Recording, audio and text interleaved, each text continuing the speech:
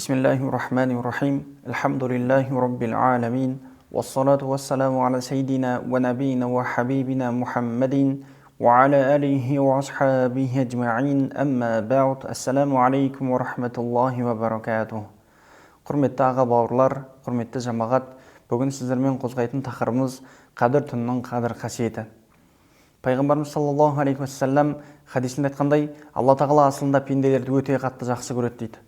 Ол пенделерді өте қатты жақсы көргендігінің дәлелі жылдардың ішінде жылдардың бірін ғана абзал етті дейді. Яғни ол Пайғамбар саллаллаху алейхи уассаламның дүниеге келген жылы біз үшін ең ардақты жыл болды. Және де айлардың ішінде бір айды ардақты етті дейді. Ол Рамазан айы дейді. Және де күндердің ішінде бір күнді ардақты етті. Ол жұма күні, Арафа күні дейді. Және де түндердің ішінде бір түнді қадір қасиетті етті. Ол қадір түні дейді. Демек, Алла тағала әрбір сәттен бізге бір нәрсені абзал етті. Демек, бұл уақыттар біздің Алла тағалаға жақындайтын ең үлкен мүмкіндіктердің беретін уақыт екен. Пайғамбар саллаллаху алейхи уассалам хадисінде айтқандай, пенде жайбарақат күнде жасаған бір амалы 7 еселеп еселенетін болса, Рамазан айында 700 еселеп еселенеді дейді. Демек, бұл дегеніміз, сіз жайбарақат күнде Алла разылығы үшін деп бір 100 теңге садақа беретін болсаңыз, сол 100 теңгеңіз жайбарақат күнде 700 еселеп еселену мүмкін. Ал Рамазан айында ол тіпті біз есептей алмайтын деңгейде еселеніп кетуі мүмкін екен. Демек, ол Алла тағаланың мейірімі, Алла тағаланың рахымы. Және де осы айдың ішіндегі мүбәрәк түн, ол қадір түні. Қадір түні біз үшін ең ардақты қасиетті түн болып есептелінді. Бұл жерде ол нәрсенің, ол түннің не үшін ардақты екендігіне өте көптеген ғалымдар арасында пікірлер келген. Солардың ең алғашқысы Алла тағала Құранда баяндағандай, біз қасиетті Құранды қадір түнінде түсірдік дейді. Демек, Құранның түсуі сол түнді қадірлетті. Алла тағаланың сөзі кімге нәсіп болған болса, қай уақытқа, қай сәтке тура келген болса, соның барлығын ардақты етті дейді. Демек, сол түнде қасиетті Құранның түсуімен сол түн нұрланды, берекелі болды. Демек, біз де бұл нәрседен ұғынатынымыз, асында біз Алланың кәләмін осылай жетік меңгеретін болсақ, ол нәрсе бізде де міндетті түрде мүбәрәк етеді деген. Демек, қасиетті Құранның түсуімен ол түн осылай ардақталды. Және де Алла тағала айтады Құранда, келесі аятында жалғастыра отырып, ол түннің қандай қасиетке ие екендігін білесің бе дейді. Қадір түні пенделерге берілген ең үлкен мүмкіндік түн. Және де аятты жалғастыра келе, ол түнде жасалған бір амал 1000 айға татиды дейді.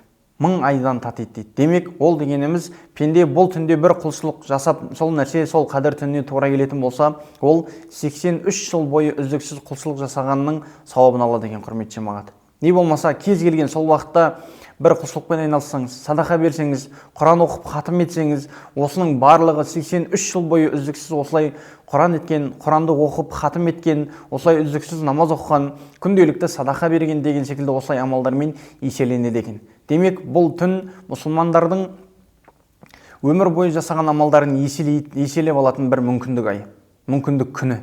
Және де әрмен қарай Пайғамбар саллаллаху алейхи уассалам хадисінде жалғастырады. Бұл түні Алланың қалауымен Алла тағала бұл жер бетіне бүкіл періштелерін түсіреді дейді. Тіпті бұл жер бетіне түскен періштелер жердегі ұсақ тастардан да көп болады дейді. Жердегі ұсақ тастардан да көп болады дейді. Демек, сіз ол күні Алла тағаламен байланысып, расымен Алладан не сұрайтын болсаңыз, Алла тағала ол дұғаңызды міндетті түрде қабыл етеді дейді. Және де Алла тағала қадір түнінің аятында әрмен қарай жалғастыра келе, ол түні Жибрил Аминнің бұл дүниеге түсетіндігін баяндайды. Жибрил Амин Алланың үкімімен бұл фәни дүниеге түсіп өзінің негізгі қызметтерін атқарады, және де бұл дүниеде өзінің сүйікті пенделерін мүбәрәк ету үшін түседі дейді.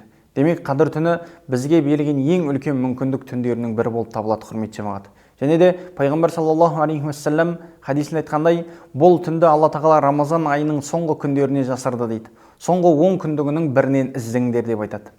Және де келесі хадистер бұл нәрсені толықтыра келе, Пайғамбар саллаллаху алейхи уассалам хадисінде айтты, қадір түнін Рамазан айының соңғы 10 күндігінен іздеңдер, және де оны сол түндердің тақ күндерінен іздеңдер деп айтады. Демек, тақ күндер дегеніміз 20-сынан 21-не қараған түн, 22-сінен 23-не қараған түн деген секілді, осылай тақ түндер біз қадір түнін іздейтін уақыттар болып бекітіледі деген, құрметті жамағат. Және де ғалымдарымыз осы нәрсені тұрақтай келе, кімде-кім пенде қасиетті Рамазан айының 30 күнде құлшылықпен өткізетін болса, ол пенде міндетті түрде бұл қадір түніне тура келеді дейді.